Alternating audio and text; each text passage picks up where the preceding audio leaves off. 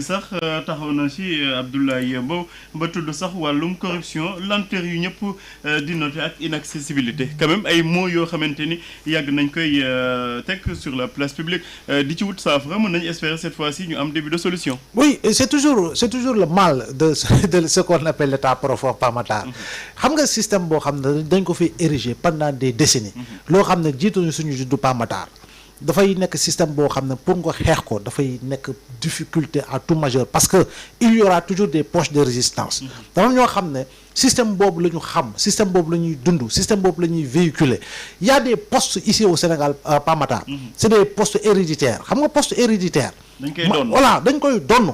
et véritablement toll ñëpp xam nañ ko et puis des Sénégalais vivent véritablement li nga xam ne mooy anormalité boobu noonu. donc da ngay nekk fenn et puis bon tu pars c'est ton neveu c'est ton fils et c'est tam moo lay remplacer et je pense que yooyu système bi ñu érigé moo ko fi teg ba tey te yooyu dafa war a soppeeku donc li nga xam ne mooy wàllu guerre lu nga xam ne moo di corruption dafa nekk un mal profond. il y a un sommet de la Baule Ibrahima je sais pas si tu te souviens quand Mitterrand quand il parlait véritablement du niveau exponentiel de la corruption en Afrique te Sénégal ci la bokk donc loolu rek bu ñu koy xeexoon il disait que l'Afrique pouvait financer son propre développement donc ñun itam li nga xam moo di wàllu corruption te corruption dafa sew te dafa naqaree prouver gis nga pour nga jàpp nit ci corruption pour prouver ko c'est très très très difficile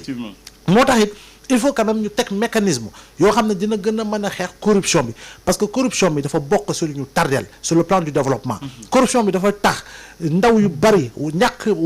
mën a am xëy parce que on détourne par le fait de véritablement de la corruption ay programme ay projet yoo xam ne effectivement feneen lañu koy dalal ba pare wàññi minorer coût yi par rapport à une maximisation bu jiitu woon ba pare la ca des nag marge bi la ñuy des nag ñu ko sekk ñoo koy séddoo et je pense que système boobu ñëpp xam nañu ne nu muy doxee donc loi yi nga xam ne dañ ko fi àndi parce que il faut changer les textes tey jii nii kii jiite OFNAC je n'ai rien contre lui mais il a été procureur de la République quand il était procureur de la République justement la présidente bi nekkoon OFNAC di Seynabou Ndiaye Diakhaté moo génn bu ñu koy critiquer plusieurs fois moo génn ne mais j'ai remis près de 30 rapports et ces rapports ne sont pas des rapports d'exercice ce sont des rapports d'enquête enquête yooyu OFNAC dafa am prérogative dem teg ko sur la table du procureur mais il n'a jamais diligenté une quelconque enquête par rapport yooyu Seynabou Ndiaye Diakhaté su ko waxoon les Sénégalais n'auraient jamais su que il y avait des rapports d'enquête yoo xam ne dafa laal corruption surtout nag ak wàllu fraude parce que loolu moo di liggéeyu OFNAC mais tey boo ko kooku nga jébbal ko def ko président OFNAC ba pare renforcer ay prérogatives am mu war a mën a éteindre laa wax fay ay poursuites yoo xam ne sumb nañ ko sur une simple signature je dis encore une fois loolu amul mécanisme boo xam ne c'est un mécanisme fiable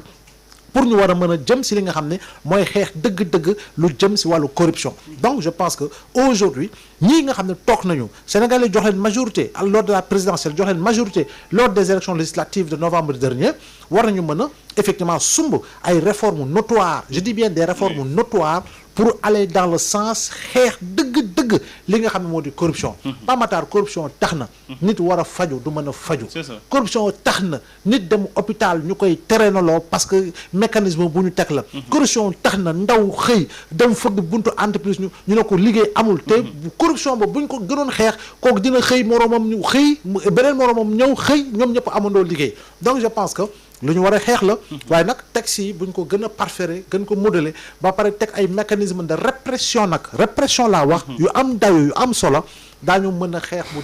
dëgg li nga xam ne moo di corruption bi à toutes les échelles par rapport à l'organisation de l'État de manière générale parce que yi tamit